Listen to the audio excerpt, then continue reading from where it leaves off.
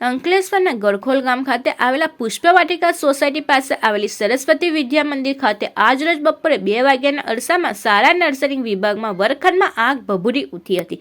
વર્ગખંડની અંદરના ભાગે આવેલ રેકોર્ડ સહિત સંસામાનને લઈ આગ મોટું સ્વરૂપ પકડી લીધું હતું. શાળા આગળ બેઠેલા લોકો આ આગ જોતા જ તેઓ દોડી આવ્યા હતા અને શાળાના પત્તાવાળા અને ચોકીદાર સાથે વર્ગખંડ પાસે પહોંચી પ્રથમ ફાયર હાઇડ્રન્ટ સિસ્ટમ પર આગ કાબુ મેળવવાનો પ્રયત્ન શરૂ કરવા જતા લાઈન ચાલુ ન થતા લોકો નજીકમાં પાણીની ટાંકીમાંથી પાણી લાવીને મારો ચાલુ કર્યો હતો. જે બાદ મોટર ચાલુ કરતા ફાયર ટ્રાન્સ સિસ્ટમ વડે પાઇપ લંબાવી ઝડપભેર પાણીનો મારો કરતા ગણતરીની મિનિટોમાં આગ પર કાબુ મેળવાઈ લેવાયો હતો.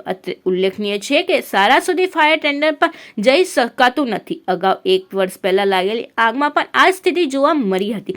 સદનસીબે બંને સમય શાળા બંધ થયા બાદ આગ લાગતા જાનહાનિ ટળી છે. ત્યારે શાળા બંધ થયા બાદ જ આગ લાગવાની બીજી વારની ઘટનાને લઈ અનેક સવાલો ઊભા થયા હતા. આગ લાગવાનું કારણ હજુ સુધી સ્પષ્ટ થયું નથી. જોકે આગમાં માત્ર કેટલાક બ્લેકબોર્ડ રાચલ ચીલા બળ્યું હતું, જેને લઈ મોટી ઘટના બનતા રહી ગઈ હતી.